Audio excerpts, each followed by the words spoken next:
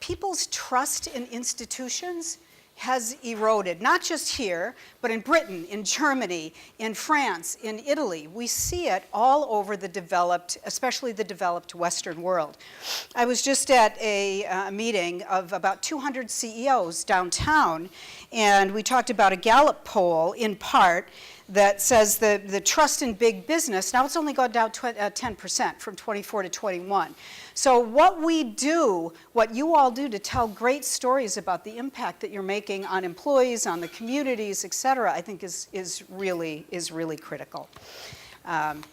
So as I was at this session these last couple of days, I really reflected on how interconnected our world is. And it's not just connected, it's interconnected. And it's not just interconnected, it's really interdependent. So who remembers Cecil the lion? And there's going to be a punchline to this. Remember the dentist posted a picture on Facebook that he was big game hunting, right?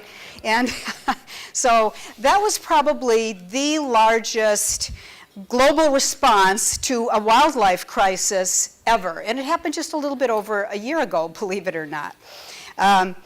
So here's the punchline. And when I think about reshaping and interdependency, here's what I mean. Yes, there were multiple millions of tweets, shares, views, etc., of Cecil, the lion, and the dentist, and then the dentist's house being vandalized, et cetera, et cetera. But what most people don't know is that Delta Airlines got 400,000 complaints about their policy of allowing the trophy animals to be transported back to the hunter's home country.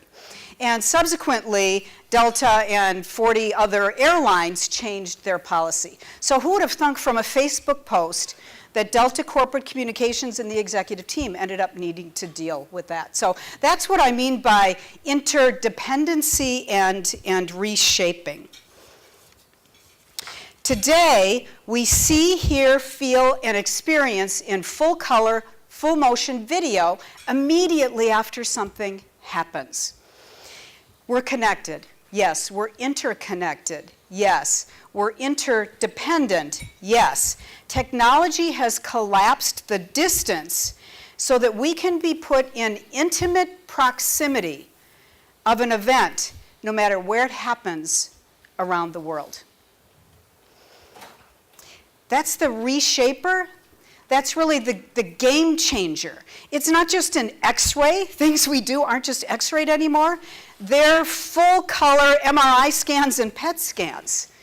Everything that happens in our corporation, nothing, with WikiLeaks, right? Nothing is not public. It doesn't have the potential to be public anymore. So it means what we all do, our roles in corporate reputation management, in corporate communications, in branding, have never been more difficult and never been more important and impactful than they are today. I'm going to leave you with a David Hume quote before I turn the podium back over to Elliot. As distance decreases, remember we talked about technology flattening distance. As distance decreases, the moral imagination increases. And that's why we see the reactions to things like Cecil the lion. So thank you very much for having me. I'm looking forward to spending time with you over the next day and a half. And thank you, Elliot. Sir Marks. So to Sue's point, you wonder, did some employee who is a passionate animal rights activist decide not to apply for a job that day at Delta Airlines because they had this policy? Even little things like that can affect people's perception. Let's go through the data. All right, so this is a study made possible through the generous sponsorship of Cielo. And if you look at the data, we performed the study this year. It was 995 individuals on how reputation impacts their decision to accept jobs.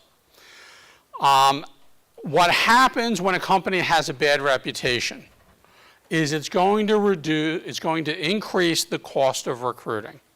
It's given. More people have to be interviewed, more people have to be offered, more people turn it down. So that's the difficulty to source and onboard new hires. But later on, we're going to talk about salaries required to recruit somebody to a company that's just had a scandal. And you're going to see that recruiting expense, they're in the millions. Okay, they actually dwarf the cost. I mean, you're talking about billions of salaries for a major company. So you want to avoid the scandal. So this is actually the demographic of the study. There are 56% who were employed and about 11% who were unemployed. That's a pretty fair representation. Because remember, in the unemployed numbers, we're capturing it differently than the federal government. And as someone who was trained as a labor economist, they changed some things for people who've dropped out of the labor force. The actual rate of unemployment is higher than what we're getting from BLS. And this has been a big argument inside the economics community, okay? But 11% is probably maybe even a little bit above what I think it is, but it's still pretty decent representation. You know, a lot of economists think that if we did it the old way, it would be about 9%. So also a portion are unemployed. Some students, we want to know what they're thinking. We leave that data in, et cetera, okay? So we asked them, what's the most harmful thing that you can do to a company's reputation? And number one, survey says public exposure of criminal acts. We just talked about Wells Fargo and their problems. Last year we talked about Volkswagen, okay?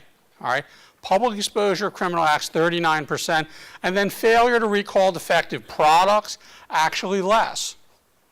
Okay, which, you know, it's hard to decide, you know, morally which one's worse. They're all bad. This is just what people said. Public disclosure of workplace discrimination, only 20%. I'm shocked because most people, you know, unless they're me, would consider themselves part of a minority group, okay? And then public disclosure of environmental scandal, 1 out of 8 seems to be troubled by this, okay, as being the most harmful. So this is just a quick graph. If you take a look at the last several years, this issue about criminal acts actually has gone up dramatically. It was pretty flat in prior years, but now people are increasingly intolerant of these kinds of scandals. Okay, and I think part of it is you can have an environmental situation, but it's not something you necessarily plan for. Okay, discrimination can occur within your organization, but everyone knows what the law is.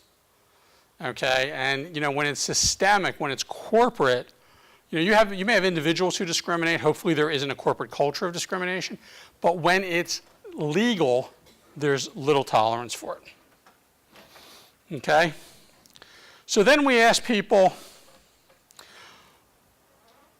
what would you do if you were offered a job by a company with a bad reputation? And this shows you 2 of the answers, which is not at all likely and not very likely. And these slides will be available after the conference. You're going to get a survey. Get that survey. If you want to tweet that out, by all means, but you know, take the survey. You can download the slides. All right. So you take a look over the last 4 years. It's gone from 69% to 81%. People are becoming more aware, but you know something else is going on. This is inversely correlated to the unemployment rate. So as unemployment is coming down and people have more choices, what this shows you is that when given the choice, they will be much more fierce in insisting on the fact they work for a company with a good reputation. So, moving on. And some of the stuff on the side is for when the slides are downloaded by people who weren't here. So I might just breeze through that. But this is one of the things, remember I talked about that billions and billions thing about the, you know, the salary cost? What percentage pay increase would a company with a bad reputation have to give you in order to accept the job? 38% said, don't call us, we'll call you. They won't take the job no matter what. Okay, they're just out. That's more than 1/3 of the market will not work for a company with a reputation. Would anyone here be interested in applying for a job as a recruiter at the Wells Fargo organization today? Just think about how hard that must be. And this is a group that may have had nothing to do with it, but the battle that they're in. So then you take that 38%, that's off to the side. You now got 62%. What percentage increase would you have to give the balance? Well, of that group, 54% said, I want more than 50%. Okay? Which means I can be blackmailed. Okay? You can buy me. I will put on fishnet stockings. I will work for you. Okay? If you pay me enough. This is not a good indicator. I mean, 50% increases just don't happen. It's the same as saying, I won't do it. So you've got more than half the marketplace blocked out against you. Now over here you see 10% that would be happy to take a job at a company with a bad reputation. Okay, we don't understand that group. All right, that's the Colombian cartel demographic that we unfortunately left in the study. What percentage pay increase would a company with an excellent reputation have to give you in order to have you leave your job? Now look at the disparity here. Okay, 35% said, oh, 0 to 20%, which is about what raises are. So that means on any given day, a company with a good reputation makes me an offer, I'll take a reasonable salary increase to go there. All right, but look at this. 9% would not take the job. They're the same 10% from my prior slide. I don't understand this part of the survey, never did. But 9% would not take the job with a company with a good reputation, okay? Do not leave your purses laying out around these people, okay? But the problem is that if you look at this, you see the huge disparity in numbers. The other slide, what did it say the percentage that would not accept the job was? 38%. 4 times as likely to not consider the offer. That's a big difference. That's like a quantum number of standard deviations. So, you know, if we look at this by gender, by the way, we have definitive proof that women are smarter and now more honest than men, all right? The gender, differential, men are 25 to 31%. It moved up 31% versus 46%.